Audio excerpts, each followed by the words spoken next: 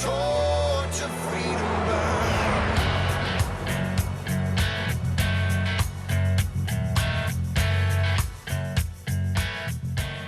Welcome to the intersection of faith and the culture. It's WallBuilders Live. We're talking about the hot topics of the day and policy, culture, all of these different things, but we're looking at them from a biblical, historical, and constitutional perspective.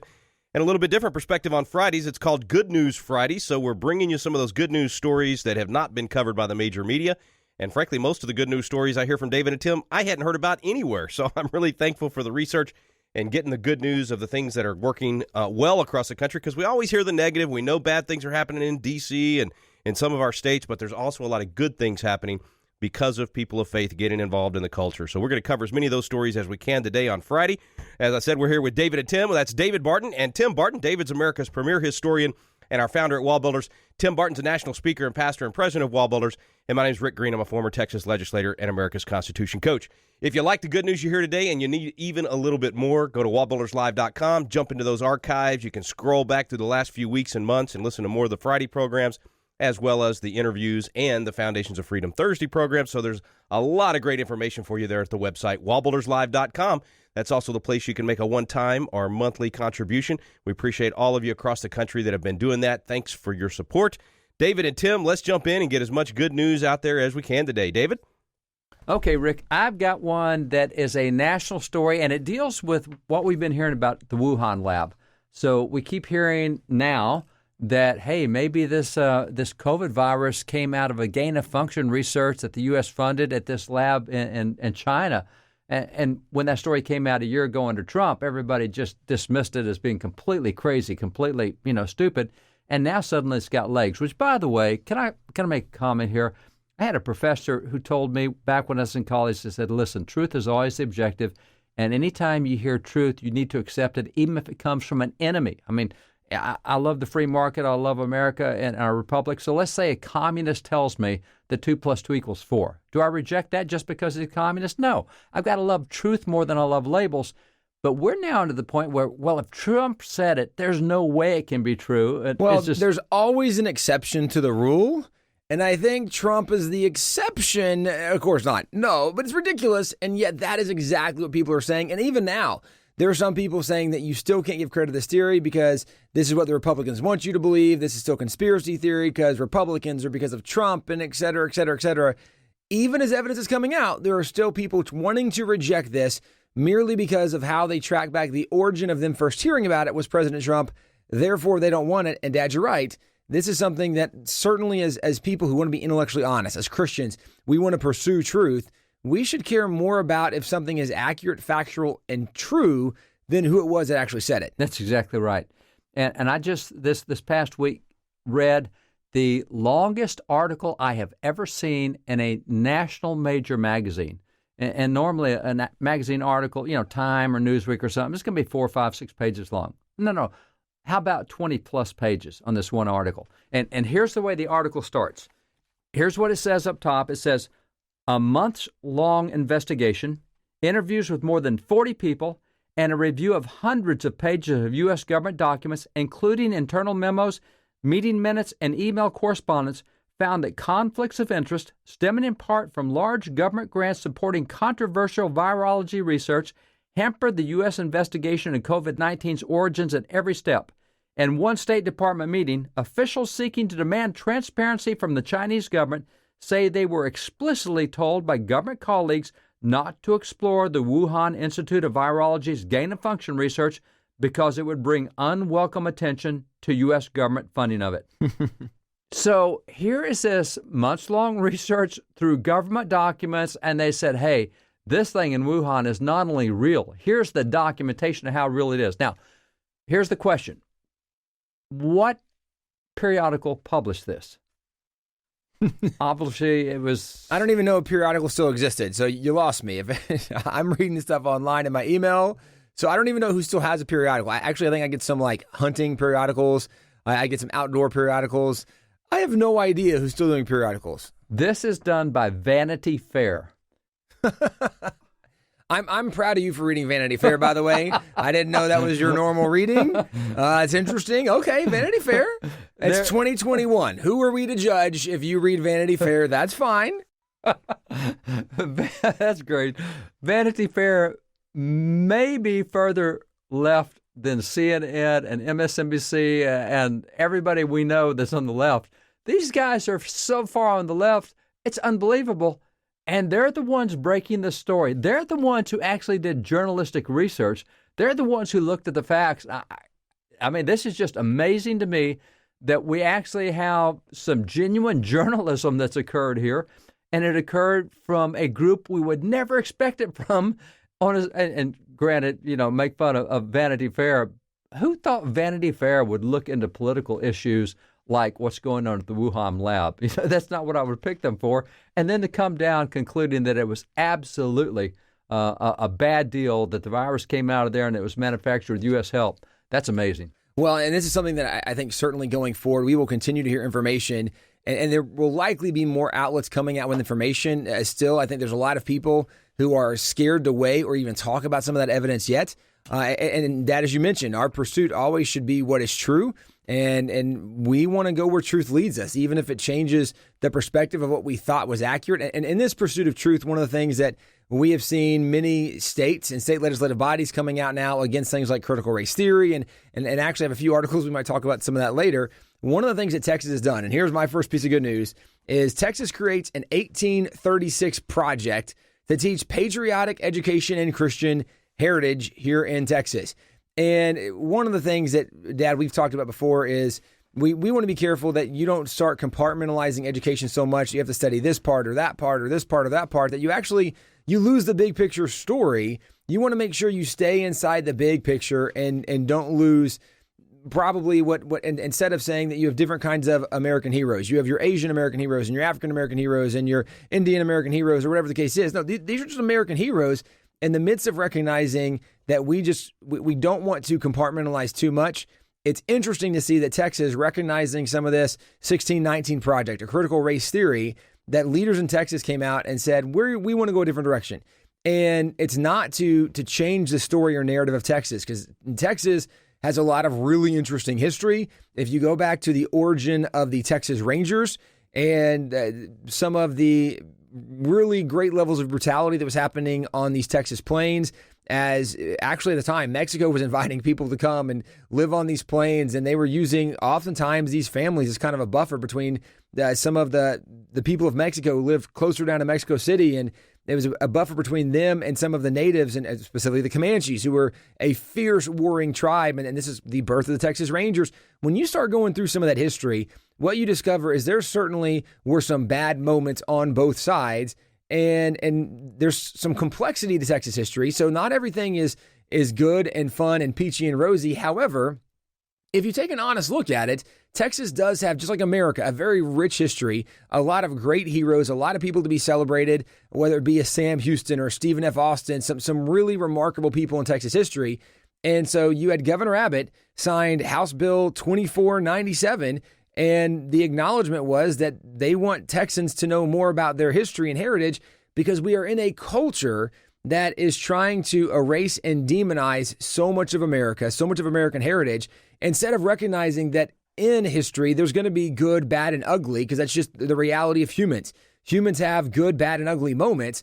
Instead of just saying, hey, here's big picture, here's some of what happened, here's some of the good, some of the bad, some of the ugly, what we're seeing so much today is we're saying that we can't talk about good moments, or we can't talk about where good overcame evil, or where good fought against evil and triumphed. We want to just focus on the fact that bad things happen, and that's a dishonest look at history. So in Texas, really exciting to see that they're making an intentional effort to say, let's make sure we're learning honest history. In the midst of this, one of the things Governor Abbott said was that every newcomer to Texas who gets a Texas driver's license, because we have so many people moving to Texas now, when they come to Texas, get a Texas driver's license, they will also get a pamphlet that outlines Texas's rich history. So we're doing more to help people learn the history of Texas. And in Texas, we actually already have a course that kids take in public school about Texas history to learn some of this. Again, it's great to see that you have leaders in the state who are being very intentional about saying, let's make sure we continue to teach an honest history, the good, the bad, and the ugly. Let's not let it go too far one direction or the other. And in this, they want to make sure it's patriotic education, and it includes the Christian heritage of Texas. So that is good news. And Tim, here's exactly the reason why that law is needed. This is out of Time magazine. And it's an imagination kind of thing. They want people to use their imagination. And what would you feel like if you were in this situation? Here's what it says. Imagine if the U.S. were to open interior Alaska for colonization, and for whatever reason, thousands of Canadian settlers came pouring into Alaska. They established their own towns, their own hockey rinks, and their own Tim Hortons stores. When the U.S. insists that these Canadians have to follow American laws and pay American taxes, they refuse. When the government tries to collect those taxes, they shoot and kill the American soldiers. When law enforcement goes after the killers, the colonists, backed by Canadian financing and mercenaries, they take up their arms in open revolt. If you're an American, how would you feel? Now you know how the Mexicans felt at the Alamo. I think they need to take that Texas history because that is not at all even close to what happened. But this is the problem. When you don't know the actual history, but you don't know the story of what actually happened, it's easy to go a different direction. When you look at the Alamo, for example, happened in 1836. At the Alamo, they were flying a flag over the Alamo that was an 1824 Mexican flag. The reason was, in 1824, there was a Mexican Constitution written. It had a series of rights, protected rights for these citizens. When Santa Anna comes to power, Santa Anna says, yeah, we're going to kind of put those rights on hold. We're going to do something different. And it very much was similar to the American Revolution when the British military showed up and they go to Lexington and Concord. They're going to take all the guns, all the military supplies and the powder and really whatever else they want to take with them. And the Americans showed up and said, we're not letting you take all our stuff. What are you doing? You're refusing our rights as British citizens. That was largely the argument in the founding era that the founding fathers, they just wanted the rights that they were supposed to have as British citizens. The king said, yeah, we're not really going to give you those rights. This is a scenario with Santa Anna. Santa Anna comes to power, and this is 1836 at the Alamo, and he's taking away... Which I've got to say, people look at that 1824 flag at an 1836 battle and often say, I don't understand that. I thought the battle was in 1836. But they don't know that 1824 flag is about the 1824 Constitution. Correct. Santa Anna comes to power, says, we're removing this. We're not going to follow this Constitution. Super interesting. One of the guys, a Mexican guy who helps actually draft that Constitution, is one of the guys Wait a minute. A Mexican guy helped draft the Constitution? The Constitution of Mexico. The Time article says here that the Alamo was all about the heroic Anglo narrative and that racial history has to be reassessed. You're telling me it wasn't all Anglos at the Alamo? Right.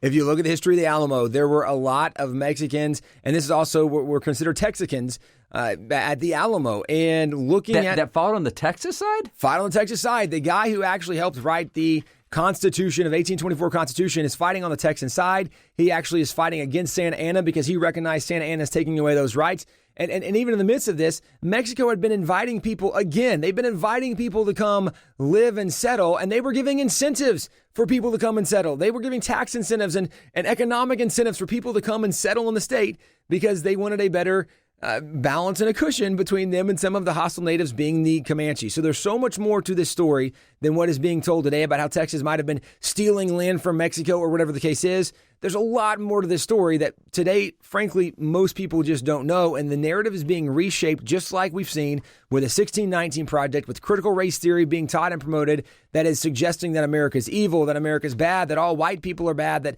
that all people of dark skin have been oppressed by people of light skin, etc. And that's the history of the nation. That's so inaccurate, it's ridiculous.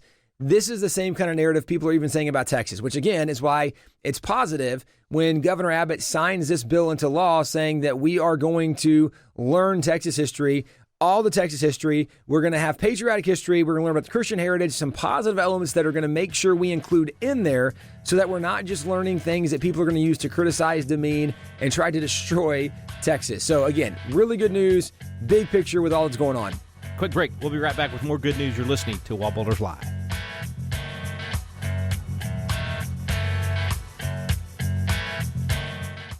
Hi friends, this is Tim Barton of WallBuilders. This is a time when most Americans don't know much about American history or even heroes of the faith, and I know oftentimes for parents, we're trying to find good content for our kids to read, and if you remember back to the Bible, to the book of Hebrews, it has the Faith Hall of Fame, where they outlined the leaders of faith that had gone before them. Well, this is something that as Americans, we really want to go back and outline some of these heroes, not just of American history, but heroes of Christianity and our faith as well. I want to let you know about some biographical sketches we have available on our website. One is called the Courageous Leaders Collection, collection. In this collection, it includes people like Abigail Adams, Abraham Lincoln, Francis Scott Key, George Washington Carver, Susanna Wesley, even the Wright brothers. And there's a second collection called Heroes of History. In this collection, you'll read about people like Benjamin Franklin or Christopher Columbus, Daniel Boone, George Washington, Harriet Tubman. Friends, the list goes on and on. This is a great collection for your young person to have and read, and it's a providential view of American and Christian history. This is available at WallBuilders.com. That's www.wallbuilders.com.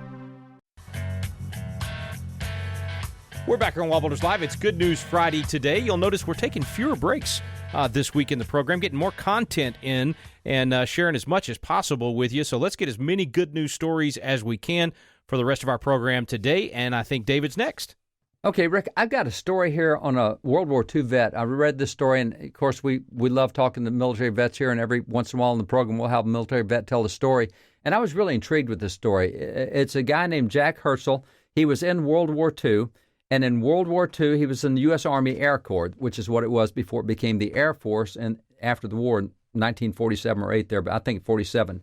So in World War II, he fought in 6 major battles. He got all these decorations and et cetera.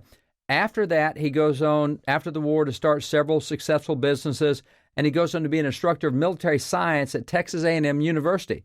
Then he becomes a pastor, and he does all this with a third-grade education. He was a third-grade educated guy when he went into the military, and he's an instructor at a university, and he did all these businesses.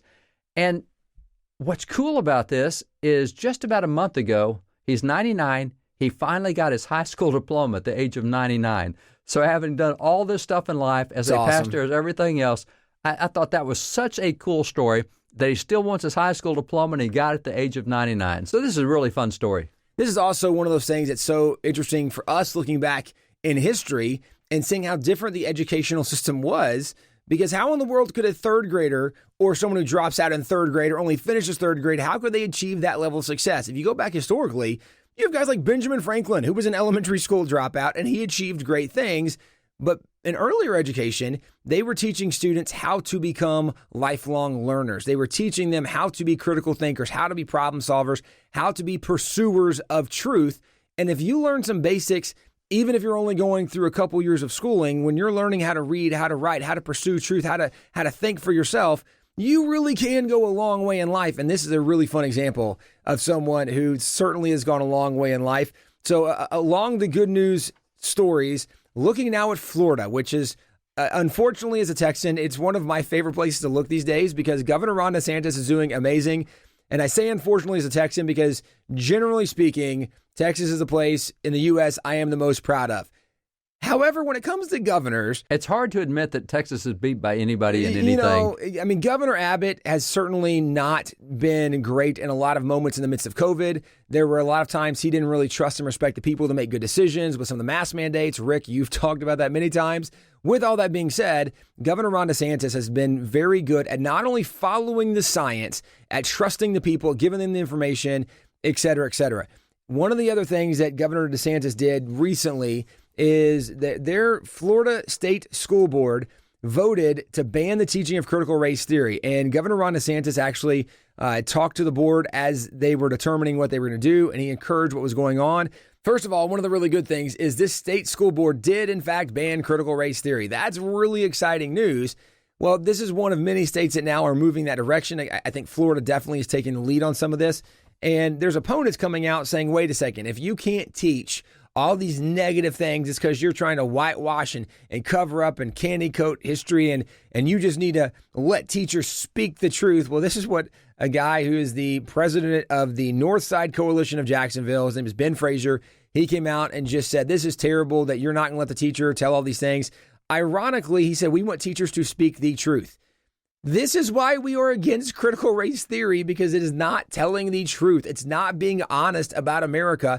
This is one of the problems with the 1619 Project. The 1619 Project is not being honest about America, her origins, her foundations, even the story of slavery. When we say that, well, slavery started in America in 1619. No, it didn't. African slaves were here in America with other nations, specifically the Spaniards, all the way back in the early 1500s. And actually, even in Jamestown, slavery was illegal in Jamestown in 1619. It was violated the common law. So when those original slaves arrived in Jamestown, they were made indentured servants, which is different than slaves. And I understand some people want to argue, well, it's basically the same thing, except at the end of 7 years, they were all given their freedom and they became free landowners in America, which had they been shipped anywhere else in the world, their condition would have been drastically worse. So instead of recognizing that, man, Jamestown was not perfect. And Jamestown, by the way, I'm acknowledging, had lots of issues. If you go back and study their history, it's true, they did. However, to say that slavery was this big problem in 1619 in Jamestown, not true. Now, slavery did become a problem in Jamestown. That was more in the mid to late 1600s. 1653 is the first time slavery was legal. Anyway, I digress.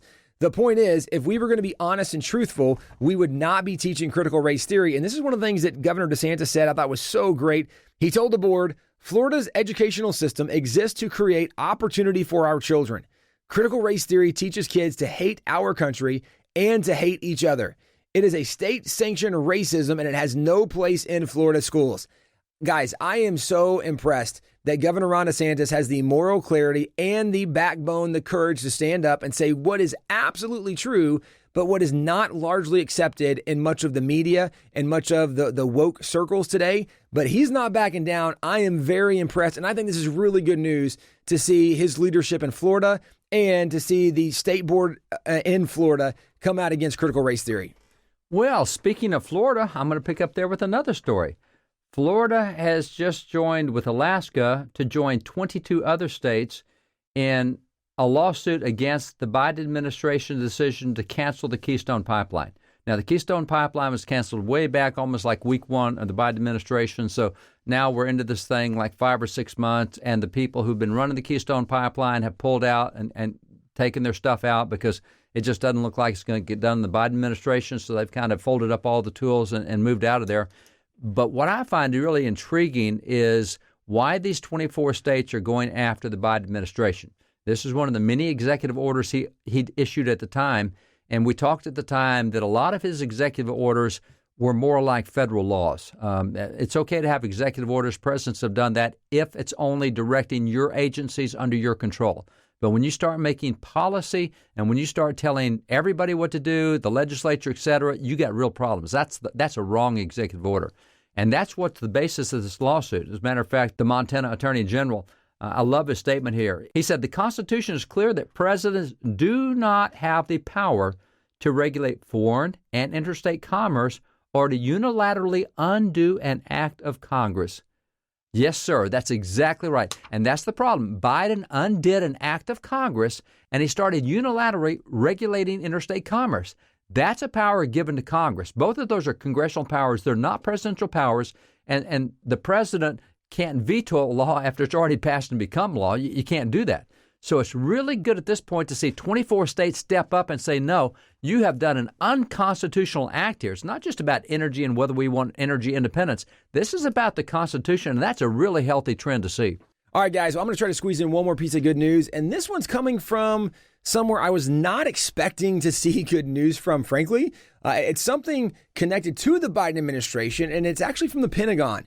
And this goes back to something that happened under President Trump, where there was a policy under President Trump that barred any unofficial flag from flying over military bases in general. And this included the LGBTQ pride flag, which is the rainbow flag. And there have definitely been times when people wanted to fly this. But Trump said, look, we're only going to fly military flags at military bases.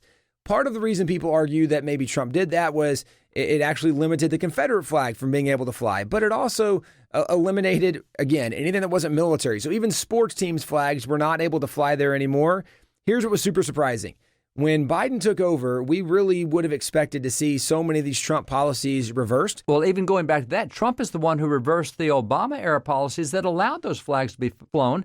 So you have them being flown by Obama, Biden, and then Trump says no, and now we're back to Biden. Right. So these were flown when Biden was vice president. Now he's the president, but the Pentagon came out and said that, no, we're going to allow this policy to stay in place. We think it's good to only have military flags that are official issue flags that are flying. Now, this is the one exception of the POW, the MIA flags can also fly. I guess those are not officially military flags. but they certainly represent the military. Anyway, this was something coming from the Pentagon. Like, guys, I definitely expected to see more wokeness coming from the Pentagon, and maybe in other areas there have been, as we've seen some issues with Senator Tom Cotton from Arkansas talking about how they're teaching critical race theory. There's definitely other issues going on, but this at least was a good news thing that I did not expect to see. So good news that they're not allowing all these unofficial flags, including the gay pride flag, to be flying from military installations. All right, that's all the time we have for good news today. There's more good news at our website, wallbuilderslive.com. Go into the archives, get some of those Friday programs for some more encouraging news. We would love for you to come alongside us and help us spread this good news, teach this truth to as many people as possible. You can do that by going to wallbuilderslive.com and making a one-time or monthly contribution.